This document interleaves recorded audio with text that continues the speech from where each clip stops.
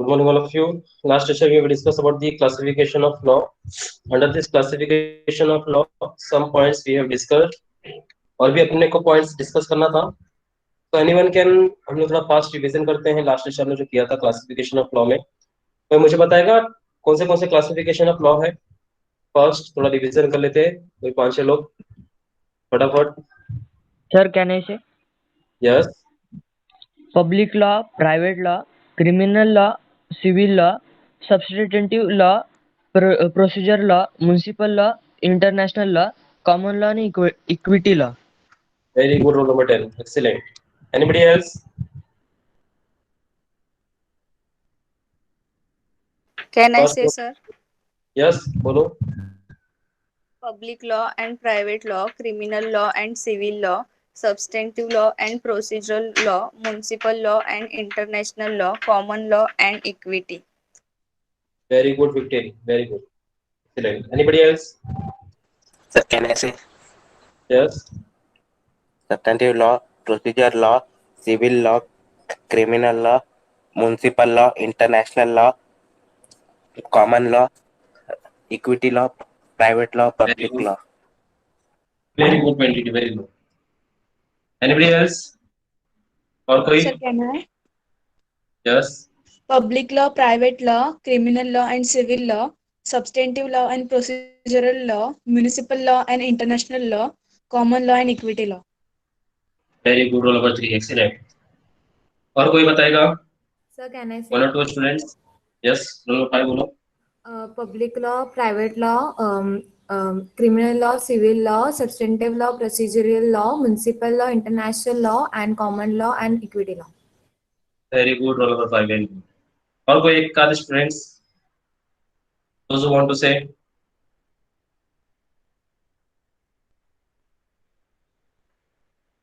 चलो कोई मुझे बताएगा पब्लिक लॉ का मतलब?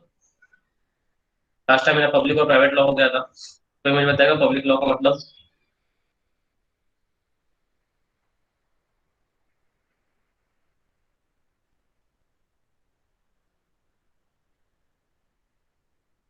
पब्लिक लॉ में कौन से लॉ है?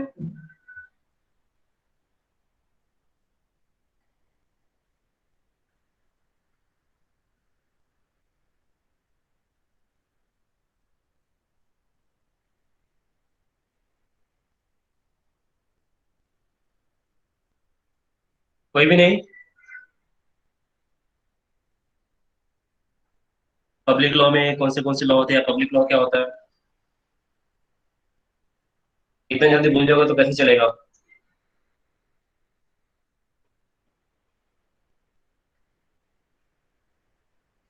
Constitutional law and administrative law. Very good. Constitution law and administrative law. सही बात है. पब्लिक लॉ का मतलब क्या होता है? पब्लिक के liabilities and rights. Understand? Public के राइट्स एंड लाइबिलिटीज को ध्यान रखना.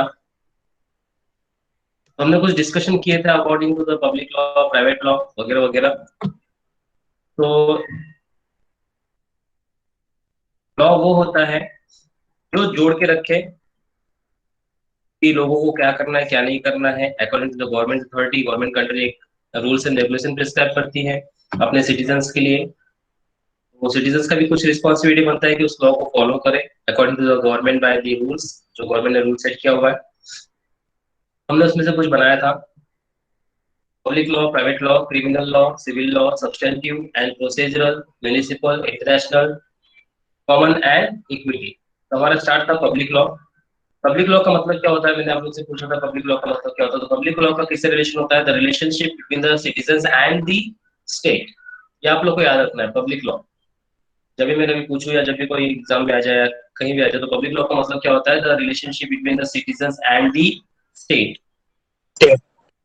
अंडरस्टैंड? हम और हमारे Yes, sir. स्टेट रिलेशन क्या है वो होता है पब्लिक लॉ. जैसे कि किसी भी पब्लिक प्रॉपर्टी को हार्म ना पहुंचाना वगैरह वगैरह, कोई भी अनशन या कोई भी किसी भी तरह का एक्शन हो, तो वो होता है कि हमारा एक हक या हमारा एक रिस्पॉन्सिबिलिटी क्या है हम और हमारे स्टेट्स का. Not only the states, all over the India. ठीक है, हमारा नेशंस का. This is considered different special law, उसमें कुछ अलग अलग स्पेशल लॉ बताए गए हैं, जैसे कि कॉन्स्टिट्यूशनल लॉ। तो लास्ट टाइम आपको लोगों ने बताया था कॉन्स्टिट्यूशनल लॉ का कुछ आधा ही था, इस बार आप लोग प्रॉपर्ली देख लो कॉन्स्टिट्यूशनल लॉ क्या था। Currently the constitution of India, ये जो पहला पैराग्राफ है, very very important, very very important, this is first paragraph, ठीक है। लास्ट टाइम ये नहीं था, इस बार आप लोग को बता दिया मैंने, ये ध्यान से पढ़ो इसको। The currently the constitution of India has, अभी आज के टाइम पे कॉन्स्टिट्यूशन ऑफ इंडिया में कितने आर्टिकल्स है, हाउ मेनी आर्टिकल्स, मन चाहिए तो लिख के ले लो, वेरी वेरी इंपॉर्टेंट, एग्जाम में आता है सब। रिसेंटली इंडिया में मतलब कॉन्स्टिट्यूशन ऑफ इंडिया में कितने आर्टिकल्स हैं आज के टाइम पे? 448 आर्टिकल्स।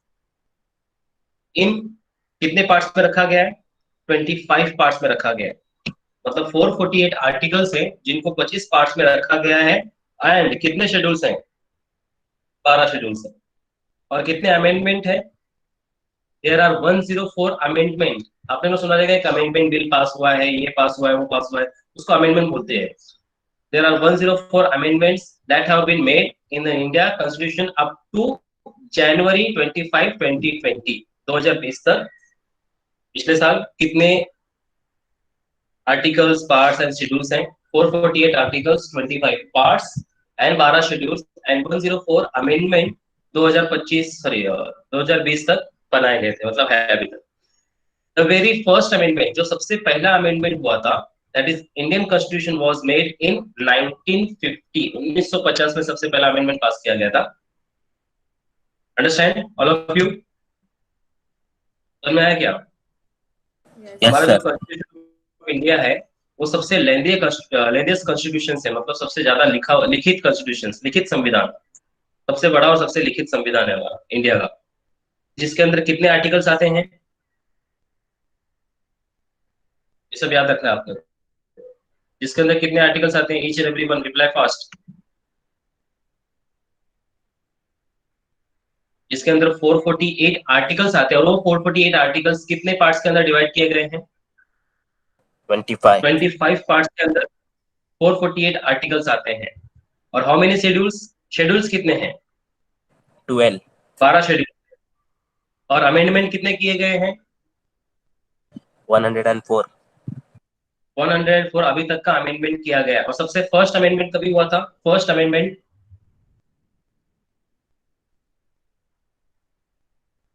1950। आप लोग को मैं ये जब एक चैप्टर है कॉन्स्टिट्यूशन ऑफ इंडिया, उस टाइम में मैं आपको डिटेल बताऊंगा कि ये 25 पार्ट्स में 448 आर्टिकल कौन से हैं, 12 शेड्यूल कौन से। ऑल डेटा है मेरे पास अभी, लेकिन हमारा टॉपिक है क्लासिफिकेशन ऑफ लॉ। ये मैंने आप लोग के लिए यहाँ पे डेटा रखा हुआ है, देखो। The constitution of India part, subject matter and articles cover. तो आपका पार्ट 1 में है यूनियन टेरिटरी, सब्जेक्ट मैटर मतलब कौन सा है, पार्ट 1 में क्या आता है और कितने आर्टिकल्स को कवर किया है, 1 to 4 आर्टिकल्स। इस तरह से आपको आर्टिकल्स में कवर करके रखा गया है यहाँ पे। ये जो 395 आर्टिकल्स हैं, यहाँ पे लास्ट 12 शेड्यूल 395 आर्टिकल्स, ये 12 शेड्यूल में और भी आर्टिकल्स ऐड हुए हैं 448। ये बहुत पुराना डेटा है, अंडरस्टैंड, 448।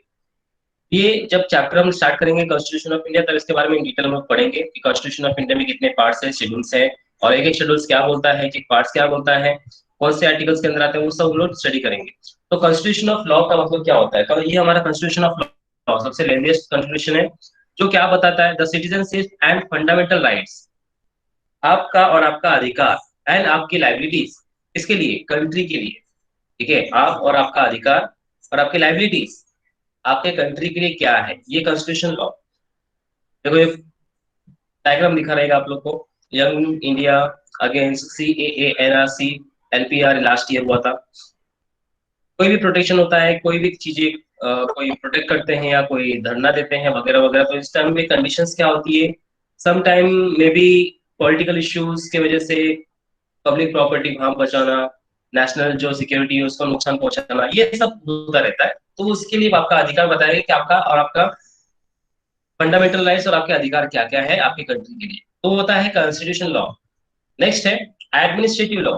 गवर्नमेंट आपके लिए कौन सी स्कीम्स लेके आती है, जैसे कि भारत गैस वगैरह, जो ये उज्ज्वल योजना, आवास योजना, जनधन योजना, मनधन योजना, पेंशन योजना वगैरह वगैरह बहुत सारे हैं। ठीक है, किसान कल्याण योजना, ऐसे सब जो स्कीम्स आते हैं आप लोग के स्टैंडर्ड ऑफ लिविंग को इम्प्रूव करने के लिए, वो होता है administrative law under the public law. Understand? समझा आप लोग को पब्लिक लॉ क्या होता है? What is the public law?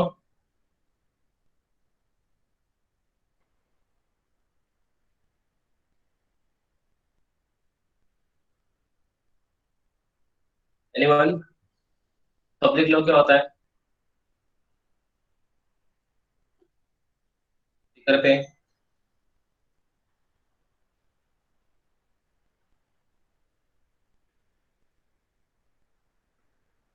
Relationship of citizens and state.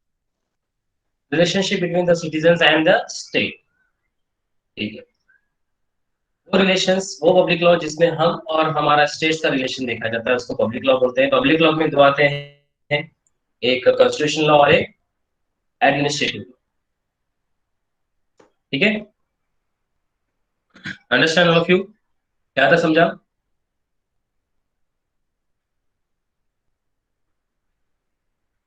बस दो तीन लोग को समझा? याद रखना, आफ्टर लेक्चर क्वेश्चन पूछूंगा मैं।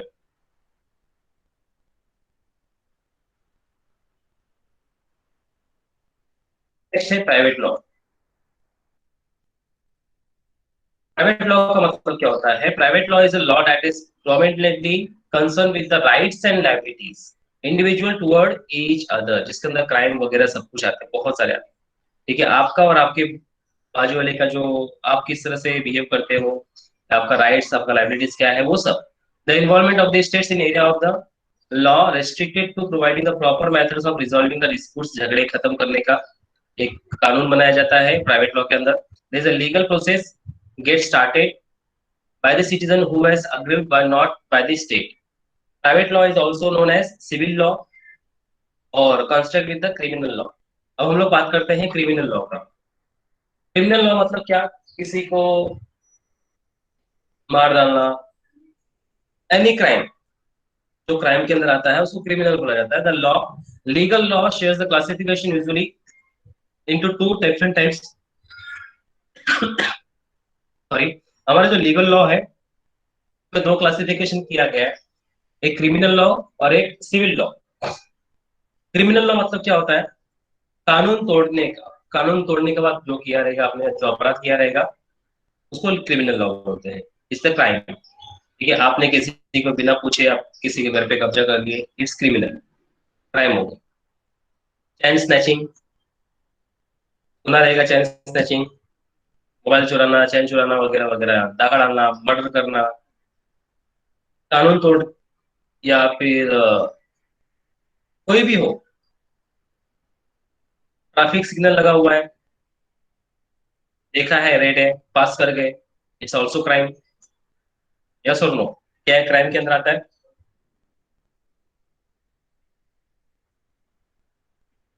If you are breaking the traffic signal rules, क्या ये क्राइम के अंदर आता है?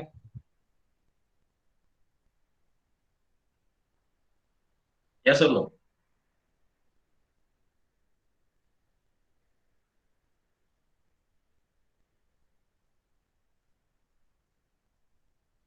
क्राइम के अंदर बहुत सारी चीजें आती हैं, जो रूल्स एंड रेगुलेशंस लिखा है और अगर आप उसका उल्लंघन कर रहे हो, you are breaking the rules and regulations, it's a crime.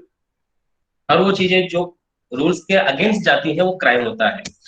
तो क्राइम के लिए बहुत सारी चीजें होती हैं। It is important to note here the nature of classification is because of the major differences in purpose, procedure, terminology and every branch of the law.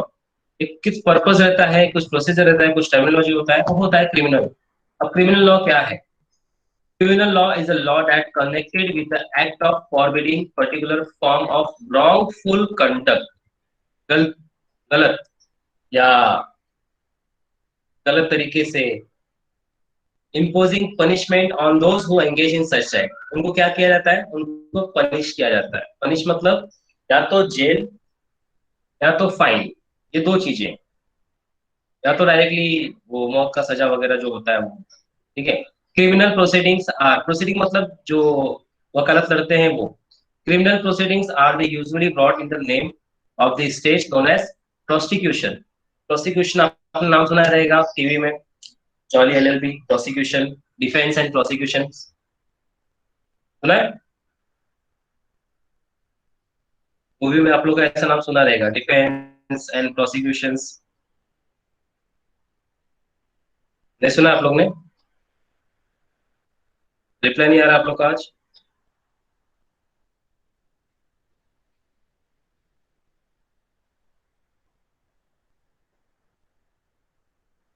हो गया?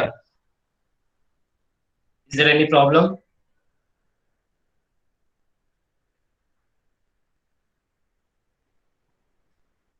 प्रोसिक्यूशन किसको किसको पता है? प्रोसिक्यूशन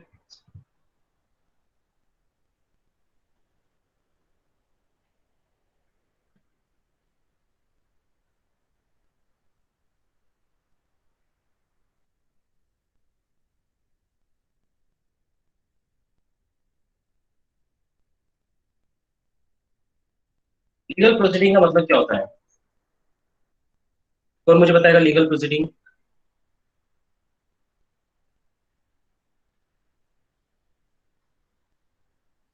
लीगल प्रोसीडिंग का मतलब क्या होता है?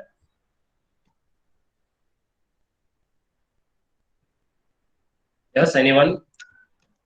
रिप्लाई बंद हो गया बहुत लोग का। So means legal process, doing work legally. No बच्चा, लीगल प्रोसीडिंग का मतलब होता है वकालत करना। देखा है ना, वकालत करते हैं दो पार्टीज को।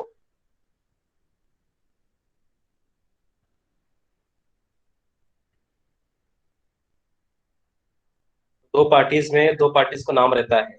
एक का नाम होता है प्रोसिक्यूशन, एक का नाम होता है डिफेंस।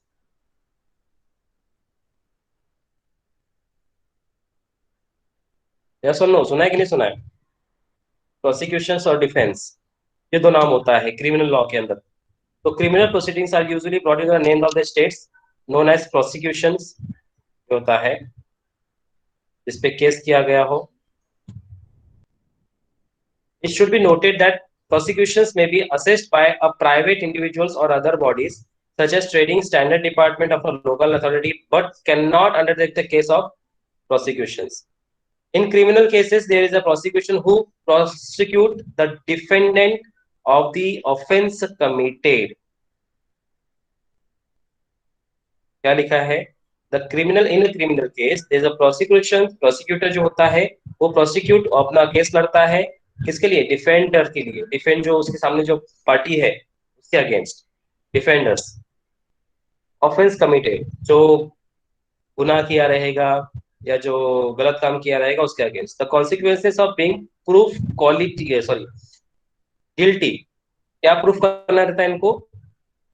प्रूफ द गिल्टी, हाँ ये गिल्टी है, होता है ना, हाँ हाँ मैं अपराधी हूँ, ऐसा वो वाला गिल्टी। हाँ ये गिल्टी है, इसके लिए केस लड़ा जाता है, क्या वो गिल्टी है कि नहीं है। Also extreme that the standard of proof is higher in criminal cases as compared to civil scenario। मतलब क्रिमिनल में ज्यादा करके ये प्रूफ किया जाता है कि हाँ ये गिल्टी है कि नहीं है, यस यू आर गिल्टी और not guilty. The allegations of the criminal conduct need to be proof beyond the reasonable doubts. जो भी डाउट्स रहेगा उसको प्रूफ कराया था। If the prosecution successfully proof, अगर जो प्रोसिक्यूशन है उसने सक्सेसफुली प्रूफ किया the guilty of the defend, he might be punished by the court। ठीक है, सपोज दो पार्टीज हैं, दो लोग केस लड़ रहे हैं आपस में। एक किसी ने किसी का मर्डर कर दिया, मतलब ए ने बी का मर्डर कर दिया है, केस में ए के अगेंस्ट केस हुआ। तो ए के पास अधिकार है कि नहीं उसको वकील रखने का? ए और बी है, दो लोग हैं। ए ने बी का मर्डर कर दिया है, बी मर चुका है। अब ए लीगली क्या होना चाहिए? केस होना चाहिए, वो क्रिमिनल एक्ट हो गया। क्या ए के पास अधिकार है वकील रखने का? क्या हमारे संविधान में ऐसा लिखा हुआ है कि जिसने गुनाह किया है उसे भी अधिकार है वकील रखने का? Yes sir. यस और नो? Sir yes. तो अपने पास कौन सा वकील रखेगा? प्रोसिक्यूशंस के डिफेंस?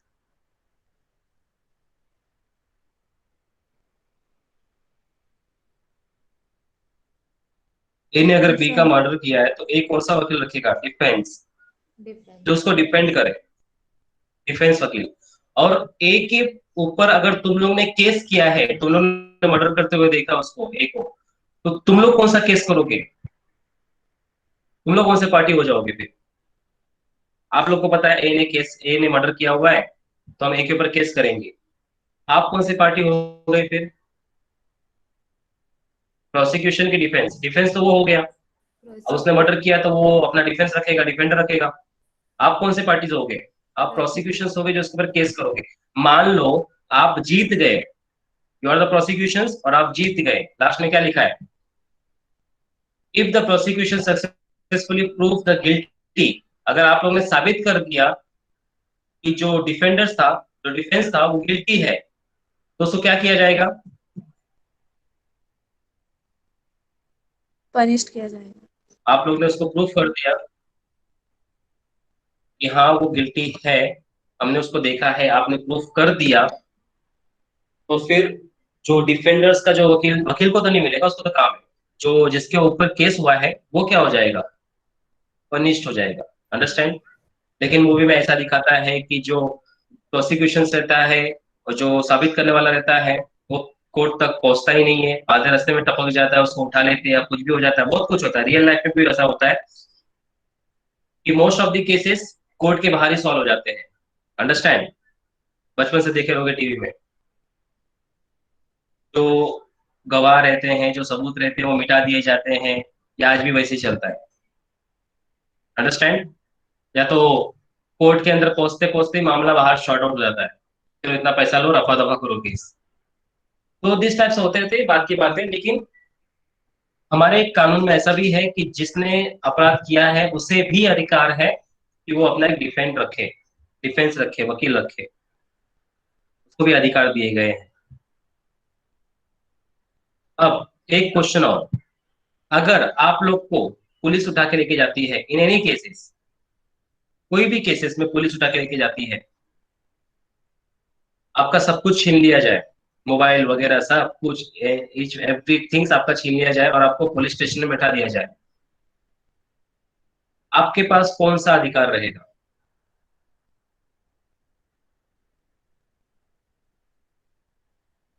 पहला सुना रहेगा आप लोग ने। इन एनी केसेस, अगर आपको कोई लीगली टच हो रहा है, या कोई लीगल पुलिस उठा के लेके जा रही है, या कोई केस हो रहा है, तो आपको एक अधिकार दिया हुआ है, एक फोन कॉल करने का। चाहे वो एक फोन कॉल अपने पेरेंट्स को करो, या तो वकील को करो, किसको भी करो, ये आपको अधिकार है। अंडरस्टैंड? ये होता है क्रिमिनल लॉ, मतलब जिसमें कानून तोड़ने वाला या अगेंस्ट द रूल्स, उसके ऊपर केस होता है, उसको केस लड़ा जाता है, लीगल प्रोसीडिंग होता है। तो केस लड़ने के लिए दो पार्टीज होती हैं, एक डिफेंस और एक प्रोसिक्यूशन। डिफेंस जिसपे केस लड़ा जा रहा है, प्रोसिक्यूशन जो केस कर रहा है, ठीक है। अगर प्रोसिक्यूशन ने केस साबित कर दिया कि हाँ वो सामने वाला डिफेंसर जो है वो गिल्टी है, तो shall be punished by the court according to the panel code, according to the criminal code. इस हिसाब से उसको पनिश किया जाएगा, मे बी इम्प्रिजनमेंट, या तो जेल, या तो फिर penalty, fine. Understand? According to crime scene. समझा आप लोग को क्रिमिनल लॉ क्या होता है? Yes, sir. Understand all of you? Okay, देखो यहाँ पे लिखा है, punishment that available in imposed on convict of imprisonment. Imprisonment का मतलब होता है जेल, या तो उसको जेल होगा, या तो उसको पेनल्टी या तो फाइन लगेगा। If the prosecution is unsuccessful, मान लो अगर प्रोसिक्यूशन ने साबित नहीं कर पाया कि सामने वाला पर्सन गिल्टी है, unsuccessful in proving the guilty, the accused defend is acquitted, तो वो छोड़ दिया जाएगा, बाइज्जत बरी हो जाएगा। पता है, सुना रहेगा डायलॉग, बाइज्जत रिहा किया जाता है। यस और नो?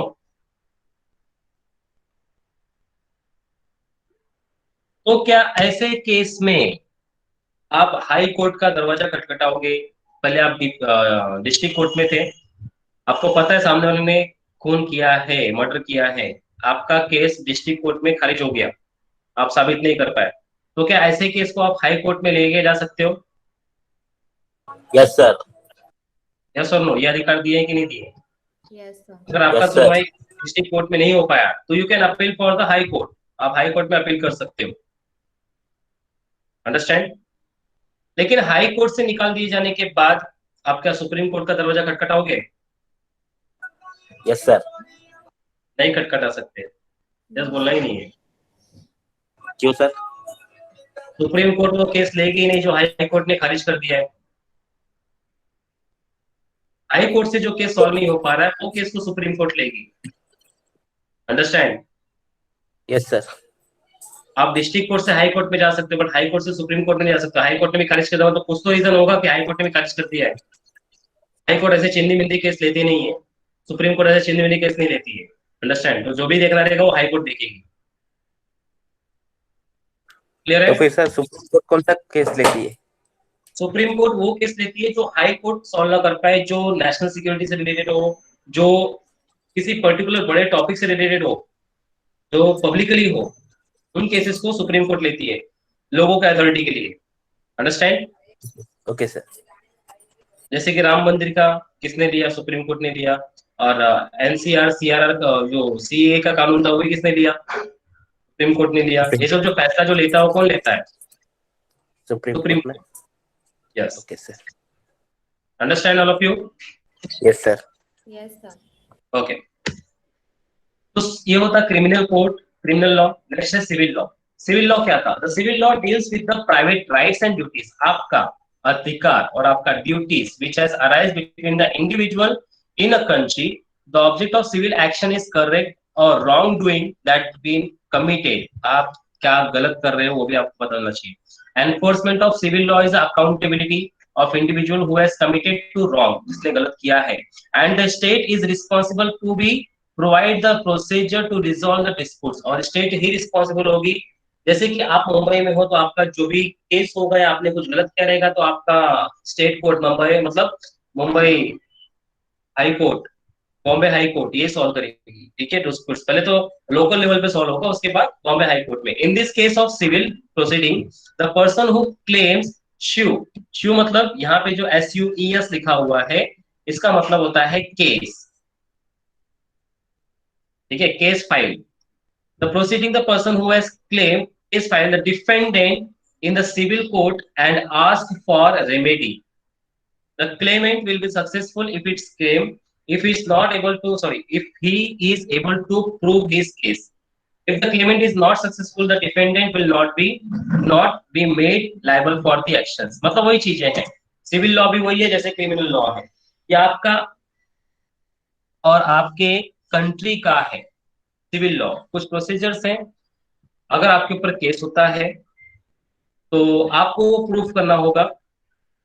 अगर वो केस साबित हो जाता है तो योर फाइन या पेनल्टी जो भी रहेगा आपको वो, जैसे कि फॉर एग्जांपल सिग्नल क्रॉस कर दिया, रेड सिग्नल था, सिग्नल तोड़ दिया, ठीक है, ब्रेक कर दिया सिग्नल रूल्स को। और आप लोगों ने सुना रहेगा रेलवे ट्रैक क्रॉस नहीं करना चाहिए। स्टेशन के पास जो रेलवे स्टेशन की जो रेलवे ट्रैक रहते हैं, मोस्ट ऑफ द पीपल्स क्या करते हैं? रेलवे ट्रैक क्रॉस करते हैं। सुना है ना? रेलवे ट्रैक ट्रेन आने के इस पे वो क्रॉस नहीं करना चाहिए, ऐसे धारा में पकड़े गए। इलीगल टिकट मतलब क्या? टिकट नहीं है उसके लिए पकड़े गए। तो ये सब ऐसे जो छोटे छोटे केस होते हैं ये सब सॉल्व करते हैं। अगर आपको प्रूफ हो गया तो आप लोग उसके अंदर जो आप लोग के लिए बनाए गए, आपके कंट्री के लिए बनाए गए, जो आपके स्टेट के लिए बनाए गए, वो वही लोग सॉल्व करते हैं। Civil law. नेक्स्ट है सब्सटेंशियल लॉ, सब्सटेंटिव और प्रोसीजरल। सब्सटेंटिव क्या होता है? Anybody can read the first paragraph of substantive?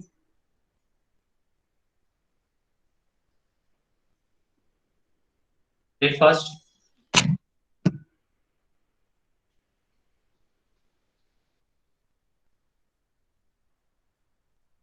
Anyone?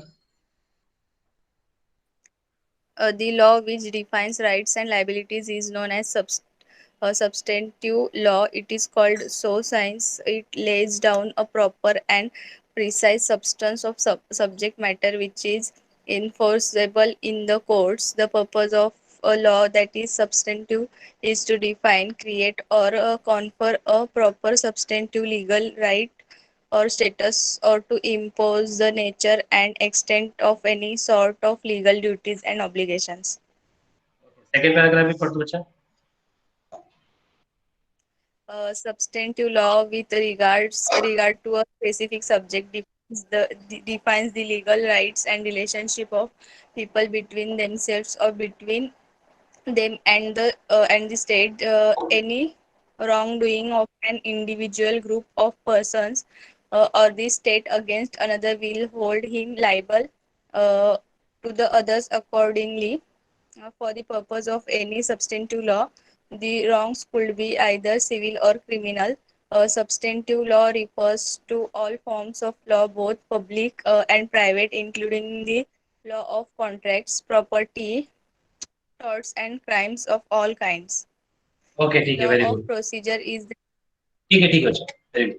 अब यहाँ पे जो सब्सटेंटिव लॉ, ये सब्सटेंटिव लॉ का मतलब क्या होता है? Substantive law refers to the body of rules that determine the rights and obligation of individual and collective bodies. मतलब यहाँ पे रूल्स एंड रेगुलेशन सेट किया गया है, ठीक है। Rules and regulations that determine the rights, आपके अधिकार, आपके और किसी इंडिविजुअल के अधिकार, एंड कलेक्टिव बॉडीज जो उससे जुड़े हुए हैं। कलेक्टिव बॉडीज मतलब क्या होता है कि जैसे कोई म्युनिसिपैलिटीज या वगैरह जो कोई actions, Indian panel code, security law, cyber law, ये सब से जुड़े हुए जो बॉडीज हैं, उन सब का आपका obligation, rights. The law which is defined rights and liabilities, आपके अधिकार और आपका जो लाइबिलिटी है, is known as substantive law. It is called as since it lays down a proper precise substance of subject matter। Proper लिखा गया है, अगर आप लोग ये चीजें करते हो और इसके अगेंस्ट पाए जाते हो तो you are enforceable in a court, मतलब आपको कोर्ट में घसीटा जा सकता है। अगर आपने कुछ रूल्स ब्रेक किए हैं, जो लिखा गया कानून है उसको तोड़ा है या उसके अगेंस्ट काम किए, तो आप लोग को कोर्ट में आना पड़ेगा। You are liable for the court, ठीक है।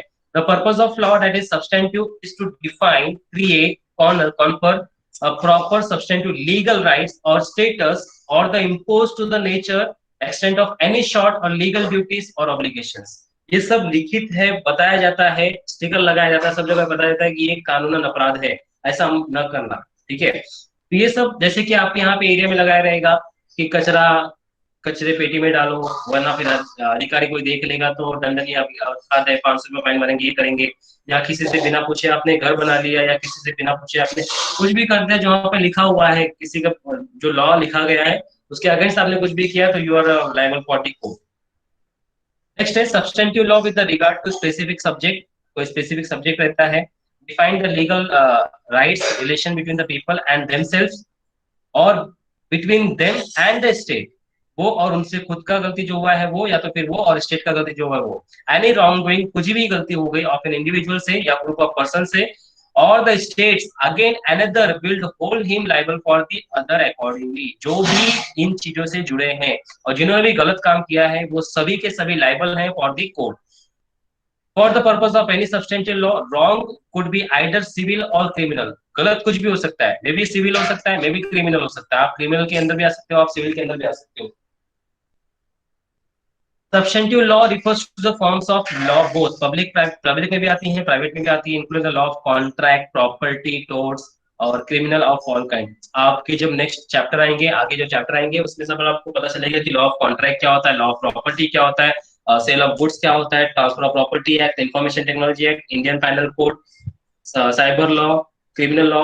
और ये सब के अंदर जो भी आप लोग गिल्टी फाइन होंगे, या कैसे कैसे लॉ होता है, किस तरह के आपको केस होंगे, किस सिचुएशन में आपको केस नहीं होगा, ये भी आपको पूरा पता चलेगा। उसी को बोलते हैं सब्सटेंटिव लॉ, जो एकदम रूल्स एंड रेगुलेशंस प्रिस्क्राइब किया हुआ है कि आपको इसके अगेंस्ट नहीं जाना है। जैसे कि अगर लॉ ऑफ कॉन्ट्रैक्ट का बात करें हम लोग, इसका लॉ ऑफ कॉन्ट्रैक्ट का, तो इसके अंदर दो पार्टीज होती है। अभी इसके अंदर हम सब्जेक्ट लॉ देख लेते हैं। सबको पता है इसके अंदर दो पार्टीज होती हैं, एक होता है कॉन्ट्रैक्टर और एक होता है कॉन्ट्रैक्टी,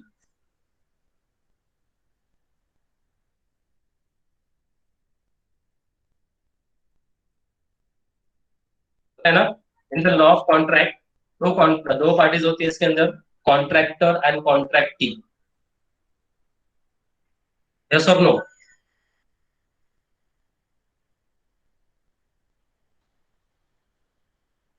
बोलो। ये सब्स्टेंटिव लॉ का एक एग्जांपल बता रहा हूं मैं। सब्स्टेंटिव लॉ में क्या बोला गया है, सब्स्टेंटिव लॉ का मतलब क्या होता है, it is a prescribed rule, ये आपको रूल्स एंड रेगुलेशंस लिखा हुआ है, आपका ऑब्लिगेशंस, आपके राइट्स लिखे गए हैं और आपका लायबिलिटीज भी लिखा गया है, आपको क्या करना है क्या नहीं करना है। तो लॉ ऑफ कॉन्ट्रैक्ट, तो कॉन्ट्रैक्ट के अंदर दो आते हैं, कॉन्ट्रैक्टर एंड कॉन्ट्रैक्टी। मान लो, चलो इतना डिटेल अगर आप लोग को ज्यादा हार्ड लग रहा है तो मैं एक सिंपल सा एग्जांपल लेता हूँ। आप लोग को आपका घर बनाने का है और रिपेयरिंग या तो फिर कंस्ट्रक्ट आपका घर, तो आप किसको दोगे, कॉन्ट्रैक्टर को कि कॉन्ट्रैक्टी को? कॉन्ट्रैक्टर। कॉन्ट्रैक्टर। आप कौन हुए फिर? Contractee. You are a contractee. आपको काम करवा के लेना है, तो आपने काम करवाने के लिए किसी और को हायर किया है, जो जिसको हायर किया है उसको क्या बोलेंगे, कॉन्ट्रैक्टर, जो आपका काम करेगा। और आप कॉन्ट्रैक्टी हो गए। क्या आपके बीच में कुछ बातें होंगी, क्या करना है क्या नहीं करना है, यस और नो? Yes sir. तो ऐसे बातों को आप क्या बोल सकते हो, ओरल कॉन्ट्रैक्ट कि रिटन कॉन्ट्रैक्ट? अगर मुंह से वर्ड्स ओरल कॉन्ट्रैक्ट। माउथ बात हुआ है, वर्ड टू वर्ड बात हुआ है, तो कौन सा कॉन्ट्रैक्ट होगा? Oral contract. Oral contract. चलो ठीक है, आपने बात कर लिया, ओरली बात कर लिया, ओरली बता दिया है कॉन्ट्रैक्टर को। अब क्या होता है, कॉन्ट्रैक्टर ने आधा काम छोड़ के चला गया या पैसा लेके भाग गया, क्या आप केस कर सकते हो? No sir. क्यों? आपका पैसा लेके भाग गया, क्या आप केस कर सकते हो?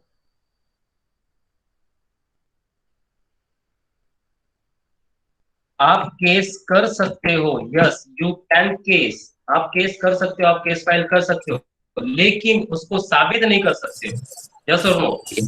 यस सर, साबित नहीं होगा। साबित ही नहीं कर पाओगे। आपने केस करना था तो पुलिस केस कर दिया वगैरह वगैरह, पुलिस का काम है 24 घंटे का उसको कोर्ट में हाजिर करना, पकड़ के जब भी आ जाएगा। आपने केस कर दिया कि मेरा पैसा लेके भाग गया, लेकिन आप साबित कैसे करोगे कि आपने उसको काम दिया था, कि वही पर्सन था? ना कोई रिटर्न एविडेंस, ना कोई वीडियो, ना कोई कुछ भी किसी भी तरह का नहीं, आपने सिर्फ वर्ड टू वर्ड बात किया था, अरे हमारा पहचान वाला है, हमने उसको दे दिया था, वो काम किया, पैसा दिया, भाग गया। तो जो कानून है, जो कोर्ट है, वो आपके इमोशंस पे, आपके वर्ड ऑफ माउथ पे नहीं चलती है, वो एविडेंस मांगती है। आपके पास कुछ एविडेंस है, तो इससे बचने के लिए आप भी शाणे, आपने क्या कर लिया कि तू भले से मेरा पहचान वाला, एक काम कर, अभी हम कागज पे बैठेंगे। तो आप लोग क्या बनाते हो उसके साथ, एग्रीमेंट? पता है कि नहीं पता है एग्रीमेंट्स? Yes sir. एग्रीमेंट का मतलब क्या होता है, both parties agree to do the work. दोनों के दोनों पार्टीज क्या है, एग्री है कि ये काम करना है, दैट्स इट। अभी आपने उसको कॉन्ट्रैक्ट दिया है, किसको, कॉन्ट्रैक्टर को, उसको बताया है, और वो भी लिखित बताया, मैं इस नाम वाले आदमी को ये कॉन्ट्रैक्ट दे रहा हूँ, इतने पैसे में कॉन्ट्रैक्ट दे रहा हूँ, जिसको ये काम करना है, स्पेसिफाई कर दिया। और उसमें दो पार्टीज का, आपका दो लोग का साइन, उसका दो लोग का साइन, ये गवाह हो गए, आपके पास पेपर है। क्या ऐसे कंडीशन में कॉन्ट्रैक्टर भाग सकता है? No sir. नहीं। क्या ऐसे कंडीशन में कॉन्ट्रैक्टर आधा काम छोड़ सकता है? सर। क्या वो बोलेगा कि मुझे अभी काम नहीं करने का है, ऐसा बोल सकता है कॉन्ट्रैक्टर? No sir. नहीं बोल सकता है। क्या कॉन्ट्रैक्टी बोल सकता है कि बस हो गया, मेरे को भी तेरे से काम नहीं कराने का, एक काम को तू निकल इधर से, मैं दूसरे को ले रहा हूँ, ऐसा बोल सकता है क्या कॉन्ट्रैक्टी, मतलब तुम लोग बोल सकते हो? Yes sir. Yes yes, sir. तुम्हारे पास अधिकार है, कॉन्ट्रैक्ट तुम्हारा है, तो तुम जिसे चाहो निकालो। अब इस कंडीशन में क्या कॉन्ट्रैक्टर तुम पे केस कर सकता है? ऐसा भी हो सकता है ना,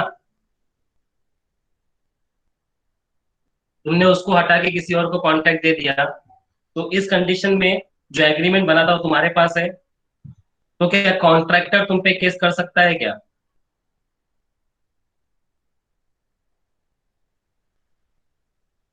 यस सर। नहीं करेगा, कैसे करेगा? वो क्यों करेगा केस? से काम नहीं हो पा रहा तो उसे निकाल दिया, दूसरी पार्टी को तुमने हायर कर दिया, that's called contract. He breach the contract, contract he cancel कर सकता है, लेकिन कॉन्ट्रैक्टर कैंसिल नहीं कर सकता सामने से। वो नहीं बोल सकते कि मुझे अभी काम नहीं जमता, मेरा कॉन्ट्रैक्ट कैंसिल करो, ऐसा नहीं बोल सकता है। तो ये होता है लिखित power, written agreement. Oral agreement बहुत ही कम रखा करो, रिटन एग्रीमेंट बहुत ज्यादा रखा करो, अंडरस्टैंड। तो ये होता है प्रोसीजर, जैसा आपको पता है यही होता है सब्सटेंशियल लॉ। ये लिखित कानून है, आपका रूल्स एंड रेगुलेशन सेट किया गया है, आपके अधिकार क्या है और कॉन्ट्रैक्टर के और कॉन्ट्रैक्टी का अधिकार क्या है, यही है substantive law, understand all of you. Yes sir. Substantive law तो हो गया, नेक्स्ट है प्रोसीजरल लॉ। अब सब्सटेंटिव लॉ में कुछ प्रोसीजर है और कुछ नाम लिखे गए हैं, देखो जरा। इंडियन एविडेंस एक्ट, एविडेंस है तो Indian evidence act. Limitation act,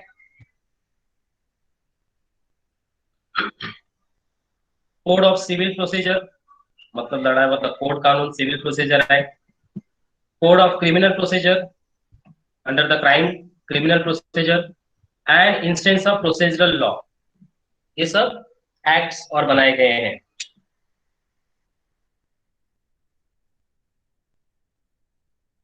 procedural law इधर है, लॉ प्रोसीजरल। प्रोसीजरल मतलब क्या, अभी हमने जो बात किया कि अगर तुमने ऐसा काम नहीं किया तो मैं ये करूंगा, तो जो सब्सटेंटिव में लिखा हुआ है उसको फॉलो करना ही क्या बोला जाता है, प्रोसीजरल लॉ। जो कानून लिखा गया है सब्सटेंटिव में उसको फॉलो करना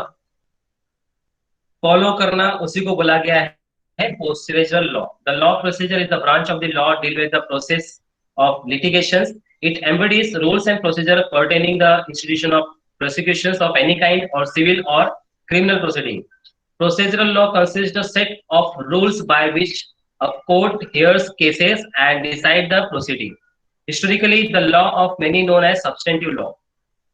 तो सब्सटेंटिव लॉ जो भी है and procedural law always been matter of concern only those who preside over the judicial office or those advocating law, but over a period of time the court developed a system, evidence and procedure that fall within the purview of procedural law relating to the fairness and transparency of such process. तो procedural law ये होता है कि आप कौन से rules and regulations, कौन से प्रोसेस के हिसाब से आप वो केस को हैंडल करते हो। जैसे कि कॉन्ट्रैक्ट है तो कॉन्ट्रैक्ट लॉ के अकॉर्डिंग, प्रॉपर्टी है तो प्रॉपर्टी एक्ट, एविडेंस है तो evidence act, sale of goods है तो सेल ऑफ गुड्स एक्ट, ठीक है। साइबर लॉ है तो साइबर लॉ एक्ट, उसके हिसाब से आप चालू करोगे। साइबर क्राइम कौन से एक्ट में आता है, साइबर लॉ के अंदर आता है। जैसे कि आप लोग ने साइबर देखा रहेगा, देखा साइबर आप लोग ने, बचपन में गेम खेलते रहोगे साइबर में जाके, यस और नो। अरे जहाँ पे कंप्यूटर्स वगैरह बहुत सारे कंप्यूटर साइबर होते हैं ना, उन्हीं को साइबर बोला जाता है, जहाँ पे बहुत सारे कंप्यूटर सिस्टम रहते हैं। तो अगर उनसे कोई गलती हो जाती है, कोई डेटा हैक कर देना वगैरह, किसी का अकाउंट हैक कर लेना, तो ये कौन से अकॉर्डिंग टू एक्ट के अंदर आएगा, साइबर लॉ के अंदर कि क्रिमिनल लॉ के अंदर, साइबर लॉ के। Cyber law. तो ऐसे बहुत सारे लॉ बनाए गए हैं अकॉर्डिंग टू दैट लॉ। जो केस है वो अकॉर्डिंग दैट लॉ के केस के अंदर सॉल्व किया जाता है, उसी को बोलते हैं प्रोसीजरल लॉ, अंडरस्टैंड। नेक्स्ट है municipal law and international law. Anybody can read the municipal and international.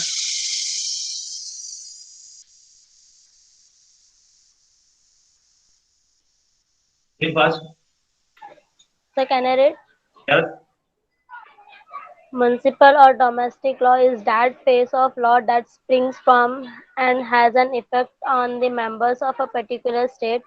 An example of a municipal law is the Constitution of India that applies only in India. On the other hand, international law is the law that governs law between different countries. It regulates the relationship between various independent countries and it usually governed by treaties, international customs, and so on. Example of international law include Universal Declaration of Human Rights, the African Charter of Human and People Rights. Okay. Municipal law मतलब आपका domestic law, आपके area का, आपका state का domestic law, municipal और domestic law is faces that law springs from the has effect on the members of particular state. Example of municipal law is Constitution of India applies only in India. जो India में कानून है वो सिर्फ India में ही चलेगा, बाकी का दूसरी जगह पे नहीं।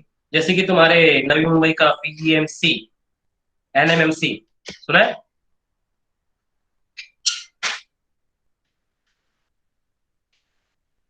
एनएमएमसी का फुल फॉर्म क्या है? बीएमसी का फुल फॉर्म क्या है? Navi Mumbai municipal corporation. Navi Mumbai municipal corporation, new Mumbai municipal corporation. BMC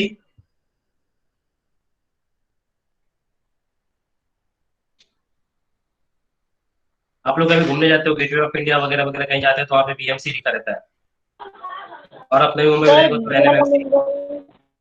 बोलो।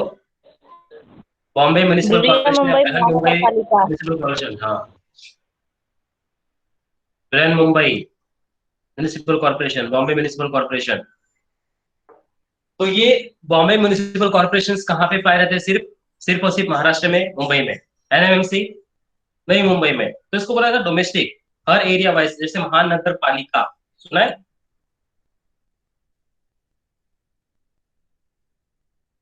महानगर पालिका, ये जो महानगर पालिका है पर्टिकुलर तालुका या महानगर या तो फिर डिस्ट्रिक्ट वाइज इस जगह पे रहती है कि उस पर्टिकुलर डिस्ट्रिक्ट को ये महानगर पालिका कवर करेगी। ठाणे महानगर पालिका, नई मुंबई के लिए एनएमएमसी, मुंबई के लिए बीएमसी। तो ऐसे आ रहा है कि डिस्ट्रिक्ट में, पर्टिकुलर डिस्ट्रिक्ट में, या जो इंडिया के बाउंड्रीज के अंदर ही अपने अपने रूल्स एंड रेगुलेशन सेट किए हो, उन्हीं को बोला जाता है म्युनिसिपल लॉ। अंडरस्टैंड? और इंडिया के बाहर जो सेट किया गया रूल्स एंड रेगुलेशन है आउटसाइड कंट्रीज के लिए, तो उसको कौन सा लॉ बोलेंगे? International law. समझा आप लोग को?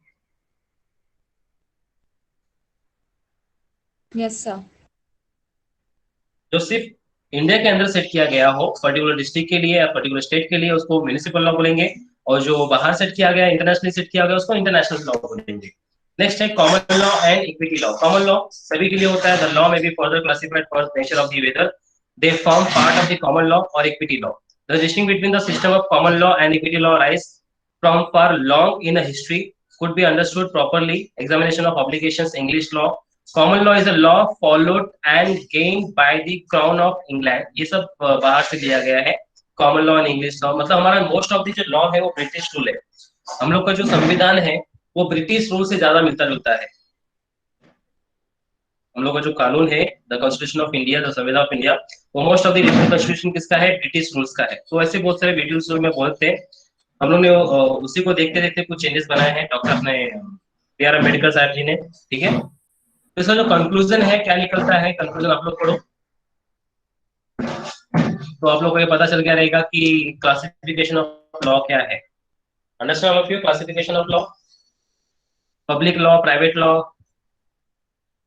क्रिमिनल, सिविल, सब्सटेंटिव, प्रोसीजरल,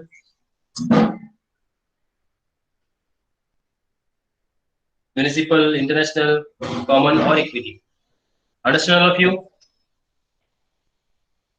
हर एक के बारे में पता चला आप लोग को?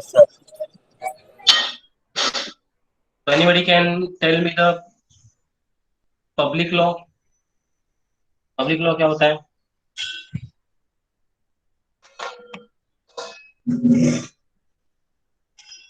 बोलो फास्ट, किसको पता है public law?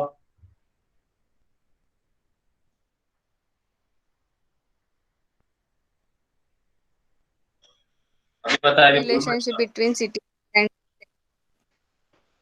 Relationship between Relationship between individual and state. Like individual and state. Okay, very good. citizen. वही इंडिविजुअल सिटीजन, वही citizen and state. Constitution law के बारे में कौन बताएगा?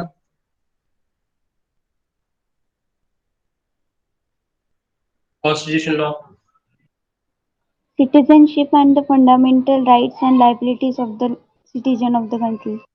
Okay, citizenship and fundamental rights of the citizens of country. ठीक है, तो कॉन्स्टिट्यूशन लॉ में कितने क्या क्या है बताओ जरा, कितने शेड्यूल्स, आर्टिकल्स एंड पार्ट्स हैं और amendments? 448 articles, 25 parts, 12 schedules. 12 schedules and amendments. 104. 104. Very good. Very good. Substantive law क्या होता है? What is substantive law?